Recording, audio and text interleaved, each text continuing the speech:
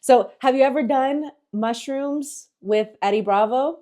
Jiu-Jitsu nerds, 10 Planet family, I am being joined by Fedor Nikolov, a black belt under Eddie Bravo. I think it was about 15 weeks ago now that you received your black belt at 10 Planet HQ. So, how's life been since becoming a black belt under Eddie?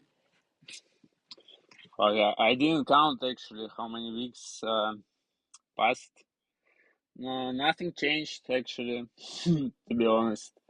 It's everything the same. Still training, still preparing myself. Mm, Nothing changed, to be honest. Can you tell me about how you and Eddie first met? Because I feel like he really looks at you as like one of his favorite and pupils that he's most proud of. So, how did that relationship start? It started at March 1st, 2021. I remember my first day. I came here in LA from Russia. Um, I literally didn't know anybody over there. The only one guy who I've been texting in the internet is Alex Magala. Mm. You maybe know the guy. He's also black belt under Eddie Bravo, and he's a super talented dude. He's um, sword swallower, world famous sword swallower.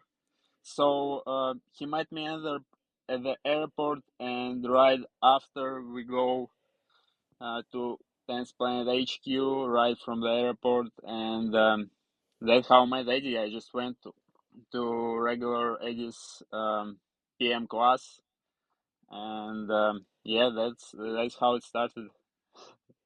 And I know from your from from that day. I love that so much. I know your martial arts background kind of started more in Sambo because you were really inspired by Fedor Emelianenko. So, how was that transition from going to Sambo and then focusing in on your jujitsu game specifically? Yeah, so yeah, I was inspired by everyone. Those days from Russia, we were all inspired by Fedor Emelianenko because he was a national hero. He was killing everybody, and he was representing our national sport, sambo. So I was excited, I was inspired, and that's how I started training martial arts from sambo because I was inspired by the guy. And but so and I I really believed sambo is the best martial arts on the planet, you know. But during uh, practice other different kind of sports, I finally found out submission grappling and jiu-jitsu because I was training MMA as well. And our MMA coach, he was actually just showing us some wrestling, some kind of grappling techniques. Almost no striking, just grappling. So, and I realized that there is way more techniques in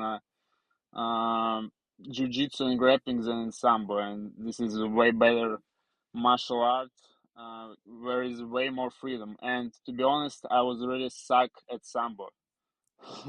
So I didn't achieve nothing huge in that sport because to be successful in there you have to train since you're a kid.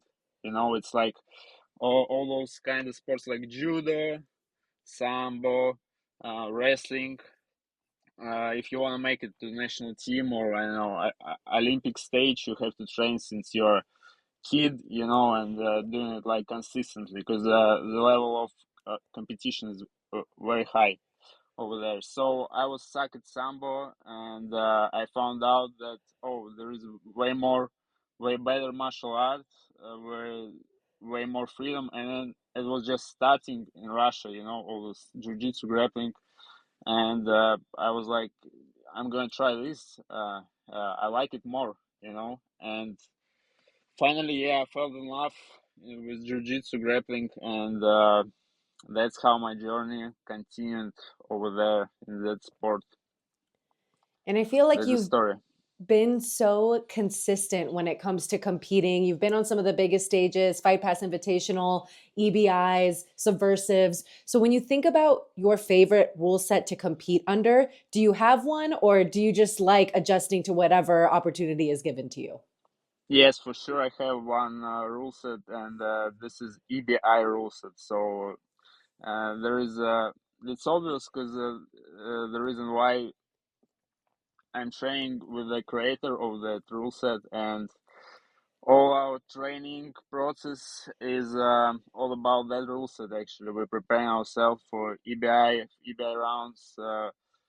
So we have way longer rounds in our gym than 6 minute rounds. So yeah, my favorite rule set is EBI because this is submission only, and for me it's pretty clear. EBI EBI overtime is pretty fair, I believe, to find out who is the winner in the match. And because I'm training under Eddie Bravo, for sure his training system is all done for EBI rule set. So this is my favorite rule set. And the playoffs of PGF season 7, which you're going to be a part of, will have EBI overtime rules. Yeah. Last season, they just do you take the back and they don't give the option for a spider web. Do you like that? Um, this season gonna be the same. Yeah. Yeah. I don't like that. I like spider web position.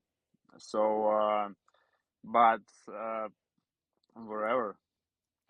Yeah. Yeah. If we talk Spiderweb's about me, exciting. yeah, yeah. So, yeah, I don't like that kind of rule set that you can only take the back, but I have no choice. Looks like Yeah. that. I know that there's some things changing this season. Like this season, we're going to do a random draft. So it's not going to be the rankings where people like the PJ Barch was number one seed and he was up Mm, to bid first. So there's been some rules and stuff that have changed. I'm going to confirm with BMAC if they're sticking with just the back. He wanted it to be as simple for people to who maybe aren't BJJ nerds. They'll be like, oh, you just take the back. That's simple. But I don't know. I like the strategy behind if you are short on time and you have to like get that joint lock. Like it's different than choking someone and that like takes longer sometimes when you're on the back. yeah, and just more options. It's better than less options. Yes, exactly. And Always. this season's going to be at 205. Is that the weight class that you like to compete at most or are you like putting on some weight to really fill out this division? I I usually competed different type of weight class. I even competed in absolute a lot of times. But most of the time I do 185. Mhm. But good news, I don't have to cut weight this time. This is amazing, and I'm feeling great actually. I have a lot of energy to train because everybody know weight cutting is sucks. Nobody like it. I don't know. Maybe there is some people who really enjoy that, but I'm not that guy. I don't enjoy cutting weight, so I'm really happy that I don't have to do it that time. I have more energy to train. Yeah, and being able to fuel yourself to get through a regular season, 3 matches a day for 4 days, and looking to punch your ticket into the playoffs. Is there anything about competing 4 days in a row with 3 matches that is a little bit intimidating to you? Or do you think that it is the perfect amount of matches to showcase skills? Because I know some last season there was a few injuries here and there, but like for you, what is your mindset going into the gauntlet that is PGF? No, 3 matches is good enough. 3 matches is good. It's actually like a training week. So you just come in. Let's say I'm training from Monday to Thursday, and every time I'm coming to the gym, I have like 3 rolls. So it's like the same. You coming here, you have 3 rolls every day. So yeah, that's the perfect amount. If it's gonna be more, yeah, it's gonna be not so good. But three is three is great. Has No there more, been, no less. yeah, has there been anyone at HQ that has been particularly helpful for your training camp uh, before PGF? What do you mean? Has there been any particular training partner that you've been working with a lot in the lead up to PGF season 7? I always have, we always have some amount of guys in HQ who preparing for competing at the tournament, and this is my favorite training partners.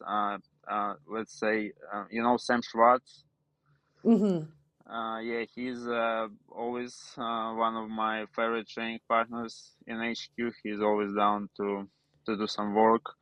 And there is some big guys who coming, some big MMA dudes who I can have some role with, because I'm preparing for the big guys. 205 is gonna be big dudes who gonna cut from heavyweight probably to light heavyweight.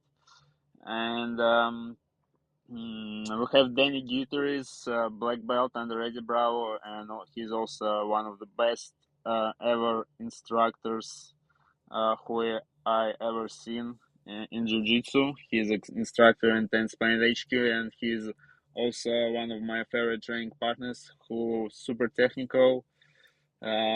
He's like encyclopedia of Jiu-Jitsu, and uh, yeah, always have a good work with him. So yeah, we always have amount of dudes who preparing for competition, for training, and they are all my favorite training partners. Always have a good work with them. Always appreciate this work. And when it comes to the format of PGF and there being no points awarded unless there is a sub, have you kind of thought about the game that you want to play, considering that chokes are awarded more points, 6 points, and a joint lock or a leg lock is only 3 points? Yeah, um, for sure. Yeah, this is PGF is unique format, so it's never been anything um, close to this rule set. So this is for sure.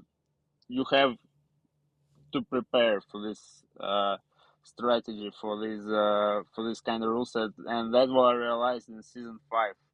I used to compete at season 5, and I didn't take care of any kind of rule, in PGF. I was like, okay, whatever, I'm gonna go there, do some jiu-jitsu, and we will see.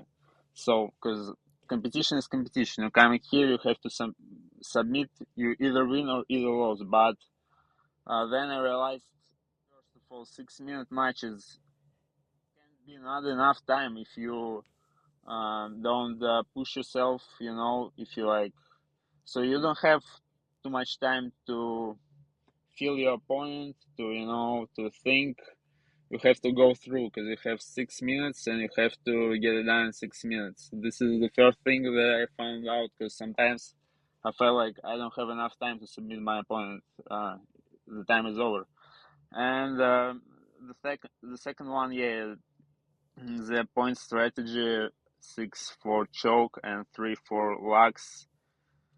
Uh, this is one more thing that I don't agree with, because I believe it should be probably the same amount of points for submission, or I don't know.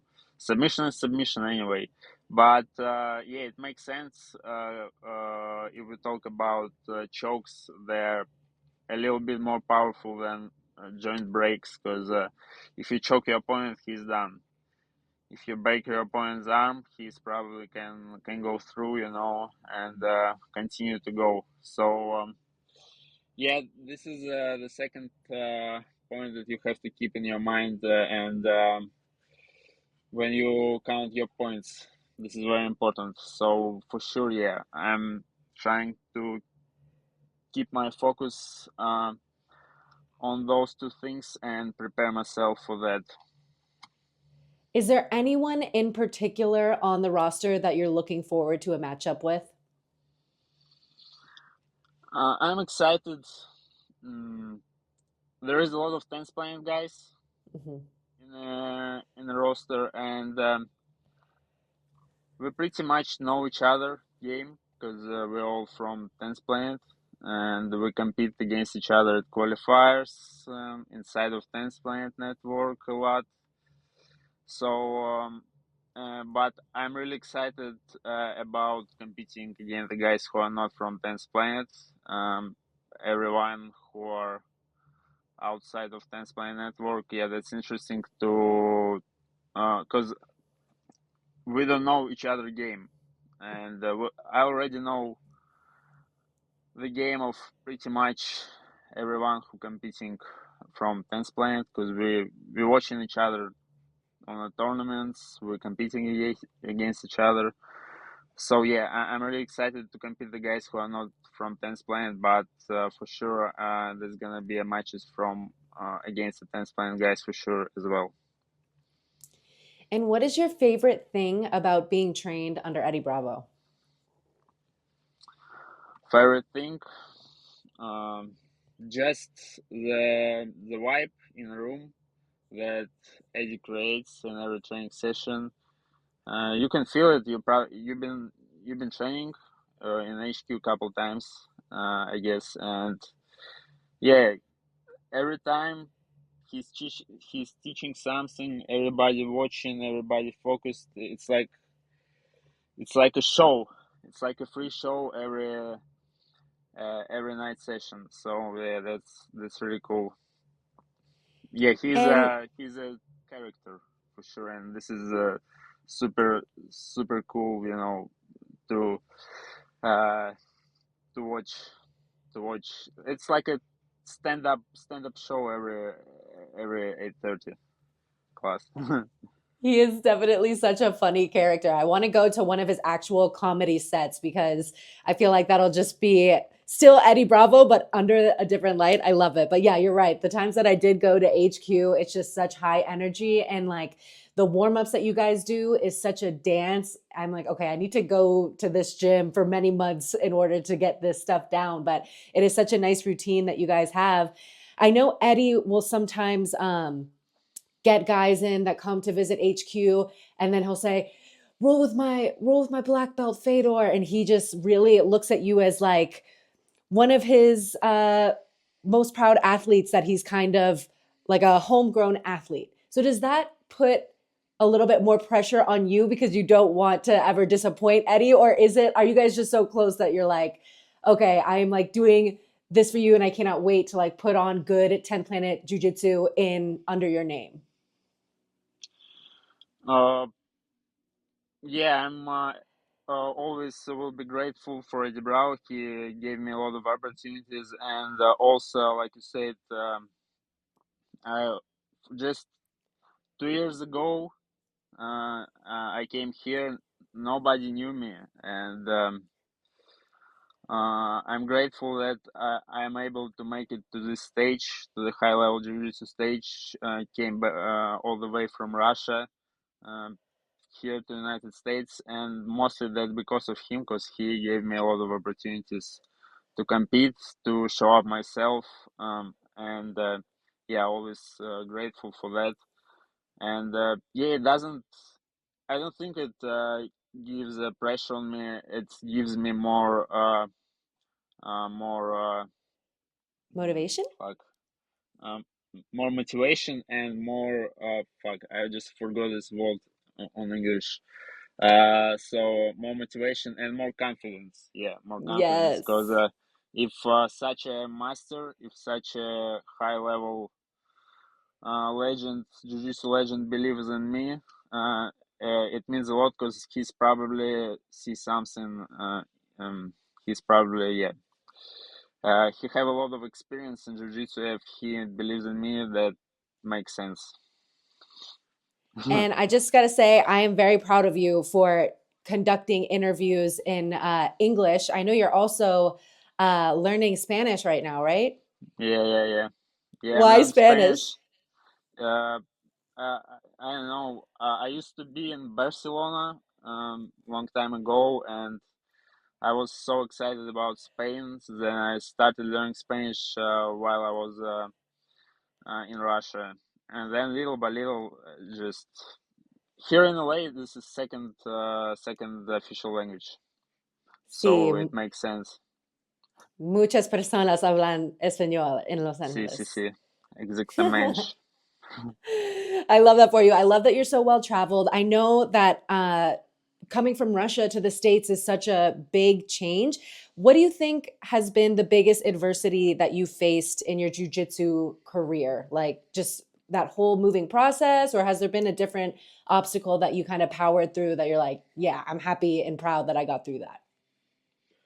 Yeah, the whole process of immigration, this is not easy. You're leaving everything, especially when you don't know anybody in there. You're just coming and you're leaving everything behind. Yeah, this is not easy. But yeah, as you said, I'm proud. I made it through. So this is just the whole process. The whole process. It's never easy, but I, I'm grateful. I'm grateful that I have jujitsu, and jujitsu helped me a lot to go through that process for sure. So I'm grateful that I have jujitsu, that I train at Tennis Planet HQ with Eddie Bravo. All that kind of stuff, yeah, helped me to go through that, and jujitsu helps a lot. Mhm. Yeah, and I know you have your 10th Planet family, and then you also have Sasha. When's the last time you hung out with Yeah, yeah. Oh, Sasha? yeah. He was asking me to say hi to Alex. Yeah, yeah. He's my roommate, Oh, I didn't know so you we guys live were together. roommates. Yeah, yeah, we live together. Oh my gosh, I love that. I miss seeing him every day and just messing with him all the time. He's the funniest soul. No mushrooms, no. I only smoke weed. I don't think he's doing mushrooms actually. We just smoke weed. Really? That Uh surprises me. He must have I feel like he used to do mushrooms, no? maybe yeah, but I don't know. We don't practice it too much. We just smoke weed usually. Nice, nice. Well, tonight is a full moon, so I might be microdosing before I get some rolls in. So I just thought maybe you guys were on the same Yeah, vibe. microdose. Yeah, microdose is good. Yeah. Sometimes we do microdose at the training room, but when it's too much, you have to be careful. Yes, 100%. Yeah, yeah, yeah. So do you have any sponsors, teammates, or anyone that you want to give a shout out to? I know we have PGF season 7 coming up. So if there's anything you also want to shout out for that's coming up in the future, the floor is yours. I want to say shout out for my Russian team, then Spain, St. Petersburg. Yeah, I miss you guys. Shout out to you guys. My dear sponsors, the X Marshals. Yeah, what's up, guys? Shout out to you. And shout out to Tennis Planet HQ guys, to all my training partners, and everybody who follow my jiu-jitsu journey, guys. I appreciate you, and peace, everybody. Have a good day.